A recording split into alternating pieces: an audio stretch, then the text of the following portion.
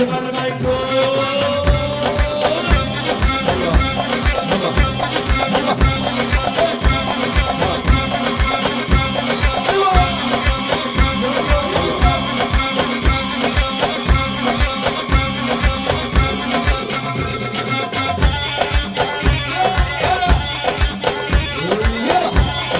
think peace is very good, of course, and I'm for it. Unfortunately, the Palestinian side of the whole equation, you know, the peace that was signed in Washington. What I meant, obviously. Yeah, well, that has been a tremendous, to me at least, tremendous disappointment, and I think it expresses more a capitulation on the Palestinian side than it does an achievement towards peace. I think what Arafat got was a tiny pair of enclaves, one of which, Gaza, the Israelis have been trying to get rid of for a long time, and the other, Jericho, is a 50 square mile area, which he supposedly controls. But in fact, the Israelis are still there. It wasn't the only alternative. There was a whole series of alternatives starting back in the 70s, some of which I was associated with, that Arafat and his group turned down out of, I think, stupidity. And the second thing is that the agreement made in Oslo last summer was really done with Arafat himself with his back to the wall. He had isolated himself. He had made foolish mistakes, beginning with the Gulf War. He was at a low ebb in terms of popularity and money and so on and so forth. So I think the agreement was a way of saving himself rather than thinking of his people. And, you know, the obvious parallel is Mandela in South Africa, who never wavered from his principles, although he was in jail for 27 years, and said, listen, what we want in the end is one person, one vote. We want the end of apartheid. Now, nothing in the agreements that Arafat has signed, whether Oslo or Cairo or whatever, says anything about the end of occupation. The Israelis are still there. The armies are still there. The settlements are still there. The settlements are increasing in size and number. In the months that he signed the agreements in September until now, the Israelis have confiscated another 20,000 acres of Palestinian land. So it's a terrible deal. And another additional reason is it was negotiated with tremendous incompetence. I mean, he didn't even have a lawyer with the Israelis or legal advisor. Outgunned or outgunned, unprepared. All he wanted was to assure himself something so that he could continue. And now he's in Gaza, and you read the papers. I mean, he's unable to cope. He has no history, no experience in government, and he's alienated most of his good people, and it's a tremendous tragedy for the people, and that's what bothers me, because from the public relations point of view, you know, it's a great scoop, the White House lawn, peace, and so on and so forth, but the fact is that more Palestinians have been killed since the thing was signed. You heard about the massacre, of course, in Hebron. The settlers, in other words, all the important problems have simply been postponed. And terrorism in Buenos Aires and other places the whole cycle. Exactly. So it's public relations, Israel getting its strategic objectives, you know, the Arabs capitulating left, right, and center without coordinating at all. And Jordan has signed an agreement now, which, you know, I mean, there's very little between Jordan and Israel to dispute. I mean, there's 100 and some square miles near the Dead Sea, but they'll be settled. But the important thing is that Israel is now achieving a kind of power in the Middle East, which makes it the superpower of the region. And it's essentially going to get entree into economic markets and so on and so forth. And the Arabs have no strategy. Their societies are crumbling from within in the most dreadful way. And in my opinion, the future really looks very, very bleak, certainly for the Palestinians in the short run. I don't think Arafat will survive very long. He can't. Because he will be assassinated, or because someone will...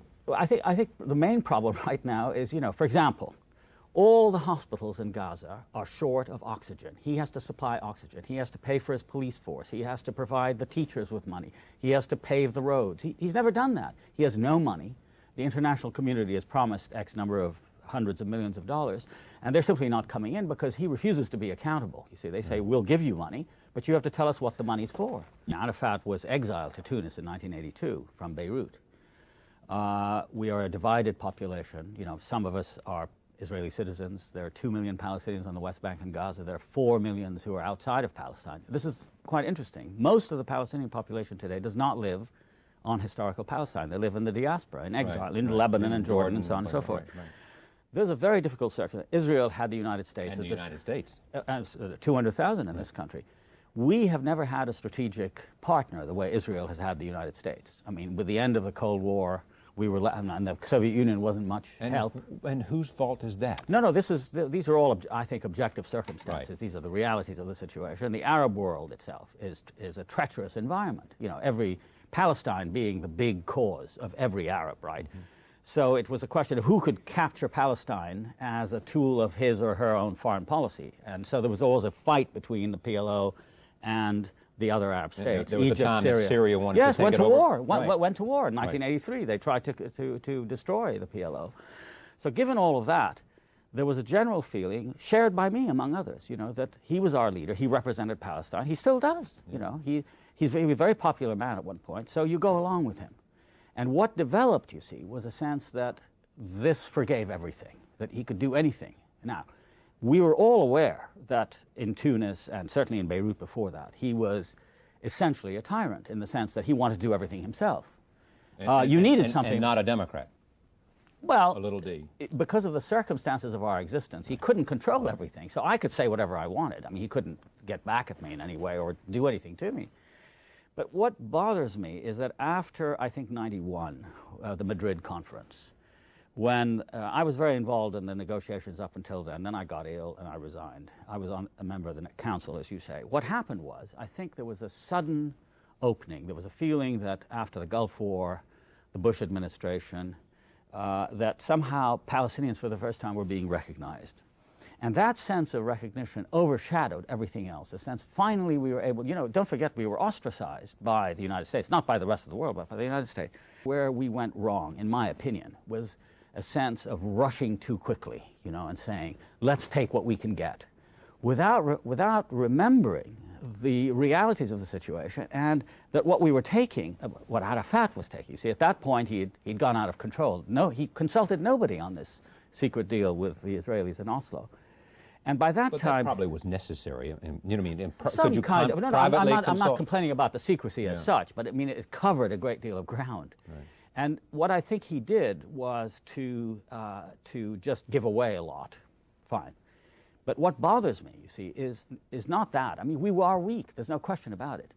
But he killed the spirit of the Intifada, which had brought us many gains. Right? Yes. And the spirit of resistance. He personally canceled that. He just said, well, we're stopping that, right? And number two, in my opinion, there wasn't honesty. You know, had he said, this is all we can get. This is a tragedy. We've lost Palestine. This is a flawed deal in the extreme. Fight with me. Help me. He didn't do that. He lied. He said, this is a great achievement. He stood on the White House lawn. He celebrated.